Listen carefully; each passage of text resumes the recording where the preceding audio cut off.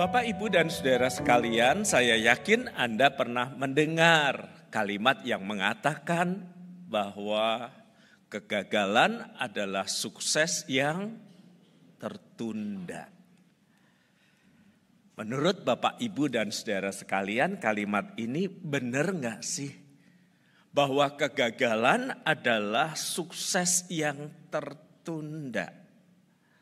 Ayo coba kita ingat ya, apa yang kita anggap sebagai kegagalan di dalam kehidupan ini.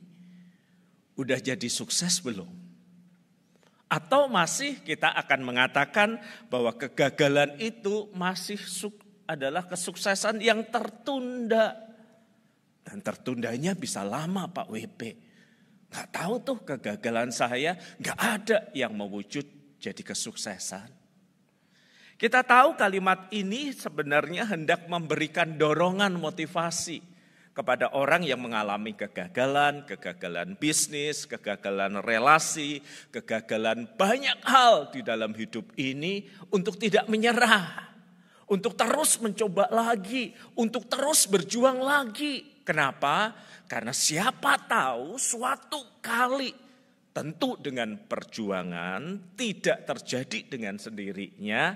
Kegagalan itu benar-benar kesuksesan yang tertunda. Akhirnya benar-benar kita bisa sukses. Sukses secara keuangan, sukses dalam relasi, sukses meraih apapun yang kita harapkan. Tetapi masalahnya Bapak, Ibu, dan saudara sekalian, apa yang akan memberi semangat ketika kita sadar kita ini sudah gagal? Apa yang akan memberi semangat, yang memberikan daya juang supaya kita bisa mencoba sekali lagi mengubah kegagalan itu menjadi kesuksesan? Kan tidak dengan sendirinya kegagalan yang terus-menerus akan menjadi kesuksesan. Kalau tidak diperjuangkan, yaitu terus-menerus kesuksesan yang tertunda. Ya gagal gitu kan. Maka kita tahu sekarang, kalau kegagalan adalah sukses yang tertunda selama kita mau berjuang. Selama kita punya bahan bakar, punya keyakinan, punya upaya untuk mencoba lagi. Nah, disinilah masalah utamanya. Disinilah problem utamanya. Semangat untuk mencoba lagi itu datangnya dari mana? Semangat untuk mencoba kembali itu asalnya dari mana? Dari mana kita bisa mendapatkan sebuah keyakinan bahwa saya harus mencoba lagi? Biasanya kalau orang gagal, dia ditinggalkan oleh orang-orang terdekatnya kan. Biasanya kalau orang gagal, dia ditinggalkan oleh para followernya kan. Mereka akan berpihak kepada orang-orang yang menang. Gak bisa mengandalkan lingkungan. Mengandalkan kepercayaan diri sendiri, Anda dan saya tahu jawabannya. Yang gagal itu saya kok Pak. Yang gak pintar itu saya kok. Yang gak cakap itu saya kok. Bagaimana saya bisa mengandalkan diri saya sendiri? Bapak, Ibu, dan saudara sekalian, bagian yang kita baca tadi dilatar belakangi oleh kegagalan para murid itu. Khususnya Petrus.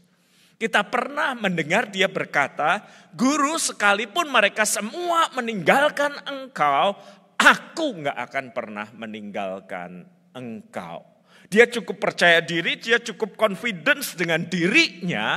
Dan bahkan ketika Yesus sudah mengingatkan, sebelum ayam berkokok, engkau akan menyangkali aku 3 kali.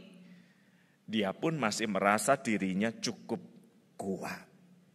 Perjalanan kehidupannya membuktikan bahwa betul apa yang Yesus katakan.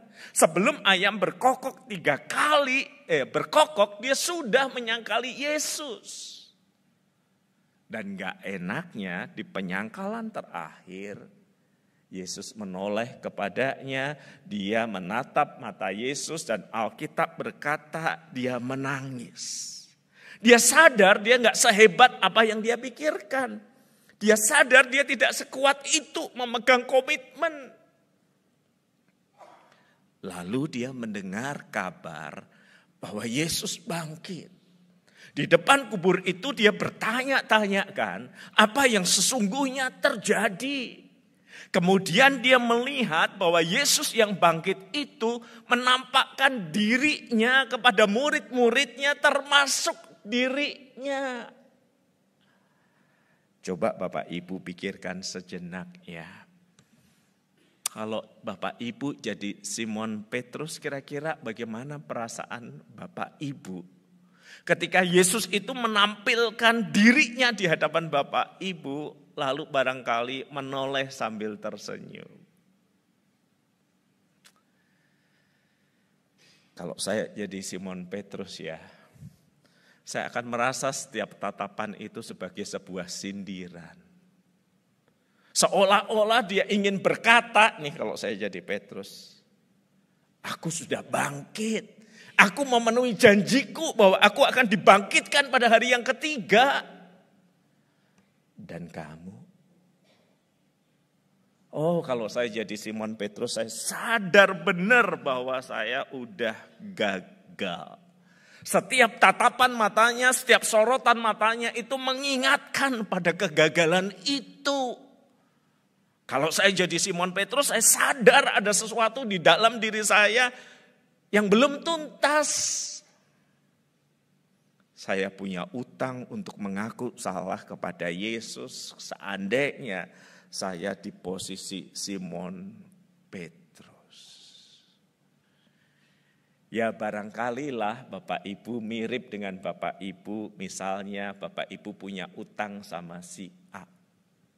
Bapak Ibu belum bisa membayarnya. Tetapi Bapak Ibu ketemu si A di bandara penerbangan internasional. Dan si A ngelirik dan berkata, mau liburan? Gimana rasanya? Kan seolah-olah langsung merasa tertuduh. Ya, aku belum bayar utang. Tetapi aku perlu healing. Gitu kan. Oh, Anda bisa merasakan apa perasaan Rasul Petrus kalau kayak begitu. Sehingga di dalam rasa gak enak, di dalam rasa gagal yang membayang itu, dia berkata kepada teman-temannya, aku pergi menangkap ikan. Bahasa anak sekarang udah gabut, gak tahu mau ngapain. Ya udah menangkap ikan, itu kan pekerjaanku. Jadi murid aku gagal, tetapi soal menangkap ikan aku nelayan. Tetapi Alkitab mengatakan sudah jatuh tertimpa tangga, digigit anjing pula. Kenapa? Karena menangkap ikan pun gak bisa. Alkitab mengatakan bahwa dia dan teman-temannya tidak menangkap apa-apa.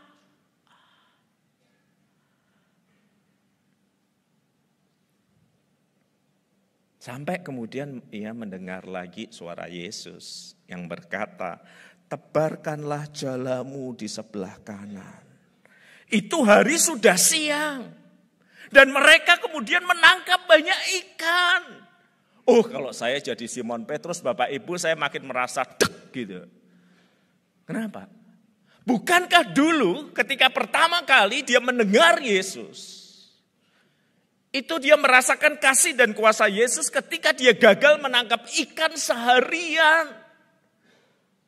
Di dalam kegagalannya itu Yesus berkata kepada dia, ayo meskipun hari sudah siang, tebarkanlah jaramu, pergilah ke tempat yang dalam. Dan kemudian mereka menangkap banyak ikan. Di kegagalan itu, Yesus memanggilnya menjadi muridnya sehingga dia berkata, nyahlah daripadaku, aku orang berdosa. Lah ini mujizat yang sama terjadi lagi. Kira-kira kalau saya jadi Simon Petrus, saya merasa tersindir. Oh, jadi kamu mau ngingetin aku ya. Dulu aku juga gagal, kamu tolong. Sekarang aku juga gagal, kamu tolong dengan cara yang sama.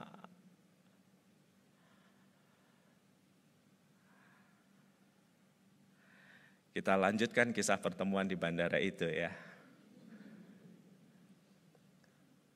Terus Bapak Ibu sadar nih, Bapak Ibu punya utang gitu kan. Tadi ketemu waktu check-in Bapak Ibu udah gak nyaman. Lalu Bapak Ibu sama keluarga bilang gini, nah kali ini kita gak masuk ke lounge bandara ya, kita ngopi aja di luar. Nah ketika Anda dan keluarga Anda duduk ngopi di luar, tiba-tiba dari ujung ada yang manggil tuh orang yang Anda punya utang kepadanya. Lalu dia berkata, tenang bro, gue bayarin. Gimana rasanya? Kalau bisa mati ya mati sekalian. Orang yang gagal seperti Petrus, nggak tahu apa yang harus dilakukan.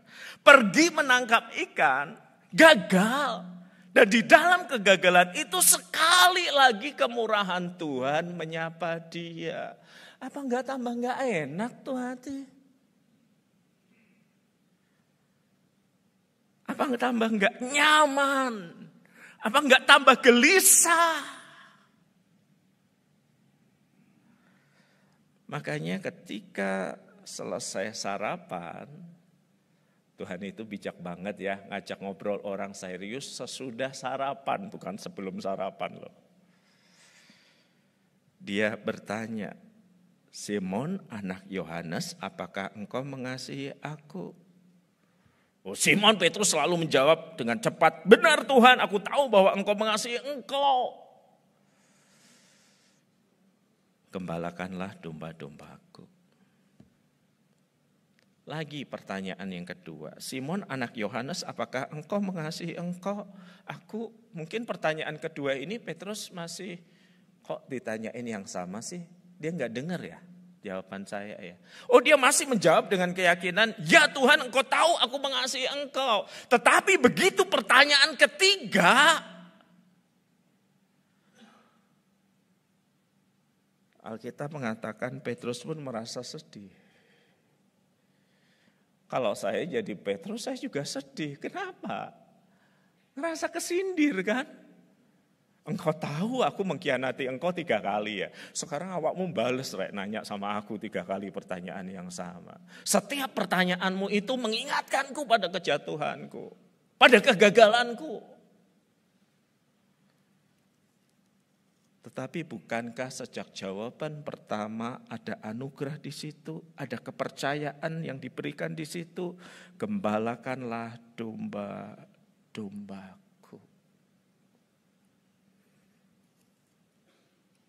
Kelak dalam perjalanan sejarah, Simon Petrus itu mati, disalibkan. Dan ketika dia disalibkan, dia berkata, jangan cara biasa, seperti guruku, aku gak layak. Salibkanlah aku terbalik dengan kepala di bawah, dan itu yang terjadi atas hidupnya. Orang yang sadar bahwa dirinya sudah gagal, memperjuangkan apapun dengan kekuatannya sendiri tidak bisa. Tetapi ada anugerah Kristus yang menyapanya, melepaskannya dari beban rasa bersalah, memberikannya kesempatan untuk memimpin kembali. Dipercayai oleh Yesus untuk mengurus domba-dombanya.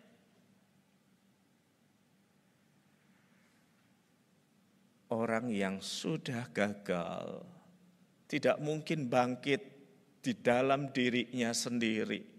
Ia harus merasakan kuasa dari luar dirinya yang mengangkatnya naik.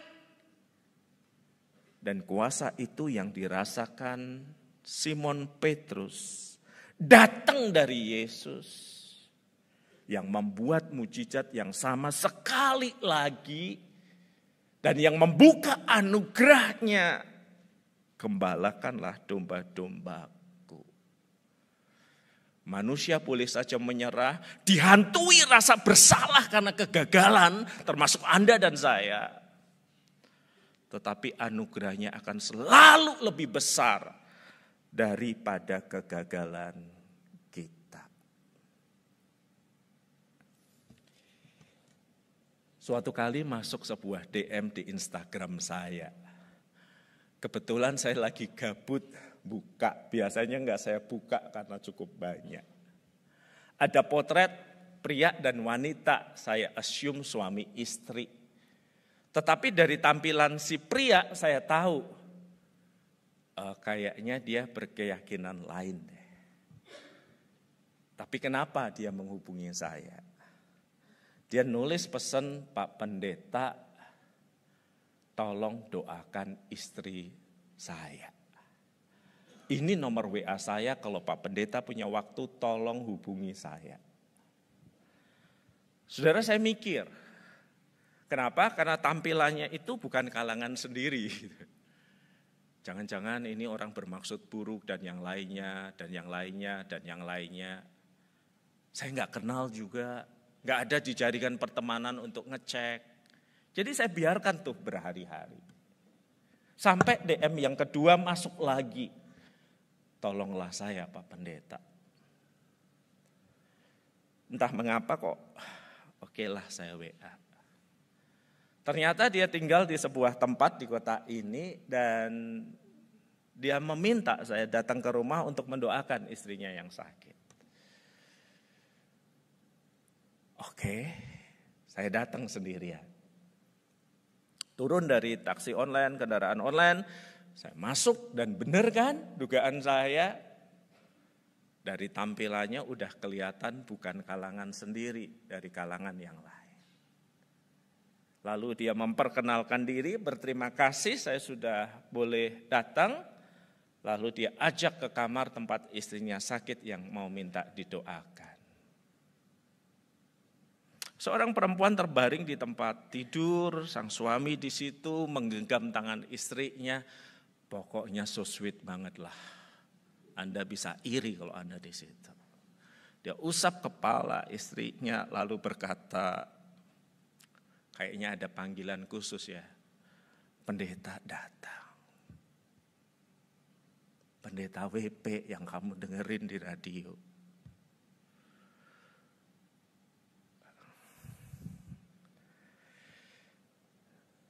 Saya kan nggak kenal mereka, saya nggak tahu agama perempuan ini. Kalau suaminya udah jelas banget.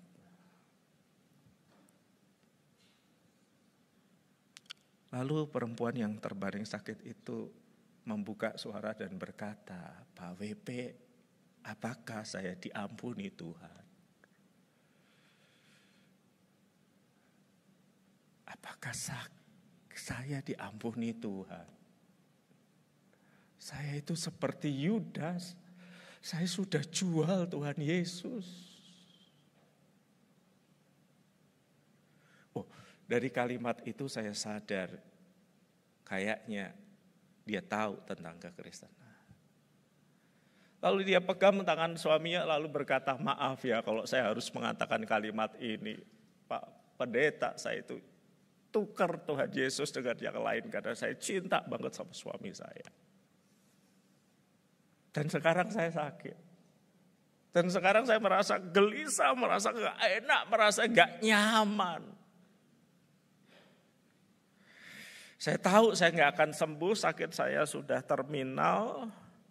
Karena itu beberapa minggu yang lalu saya bilang sama dia, sama suami saya minta izin kembali ke imanku. Kembali ke Yesus.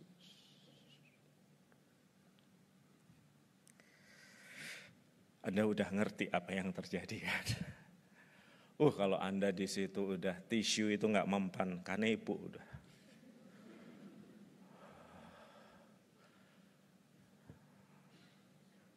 Lalu suaminya bilang, maka saya undang Pak Pendeta WP ke sini. Untuk apa, Pak? Saya mau dia bahagia. Karena itu saya izinkan dia kembali ke imannya kalau itu membuat dia bahagia.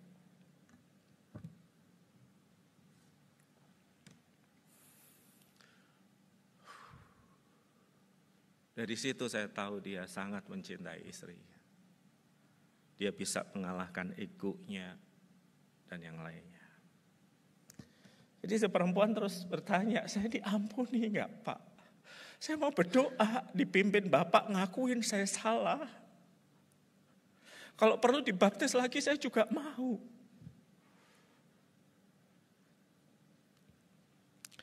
Saya ini gagal Pak WP, 20-30 tahun saya tinggalin Yesus. Saya ini diterima enggak?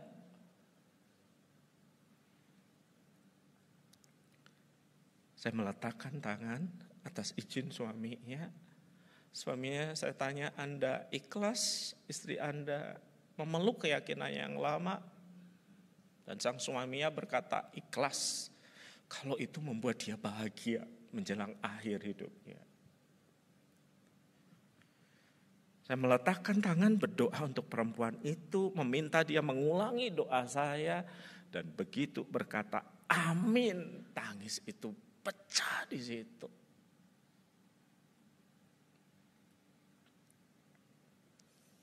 Saya bilang pamit ya Pak, pamit. Kalau ada apa-apa tolong WA saya.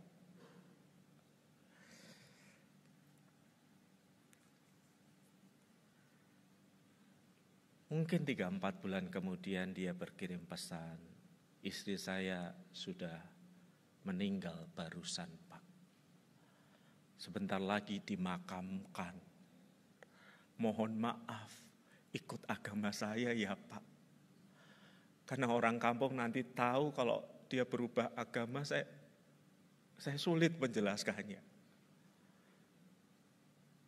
Jadi saya segera saudara ke tempat pemakaman, melihat pemakaman dengan tata cara keyakinan yang berbeda. Dan segera setelah selesai, pria itu mengenali saya, lalu menyalami saya dengan begitu takjimnya, lalu berkata begini. Setelah Bapak pulang dari rumah, selain di hari saya menikah, saya nggak pernah lihat istri saya sebahagia itu.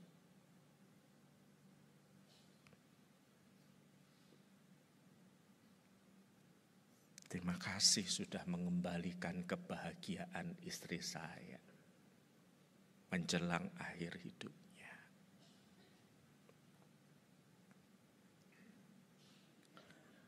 Saudara, kita ini bisa salah, keliru, gagal, bahkan meninggalkan iman kita.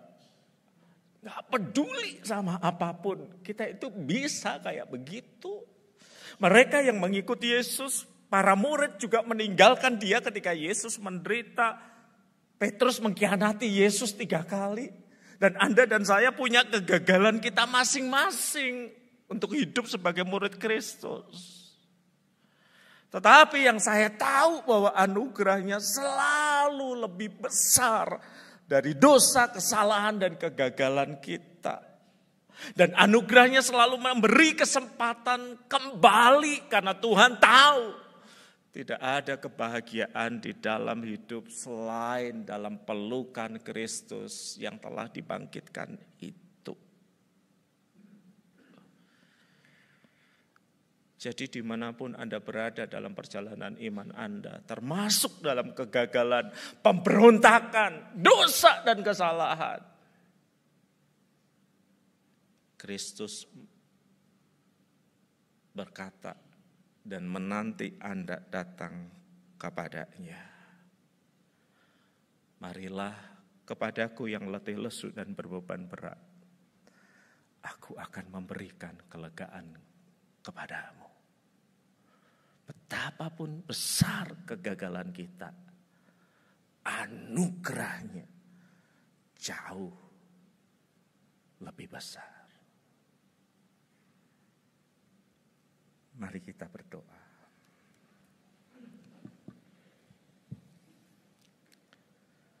Kami bersalah, kami gagal dalam banyak hal.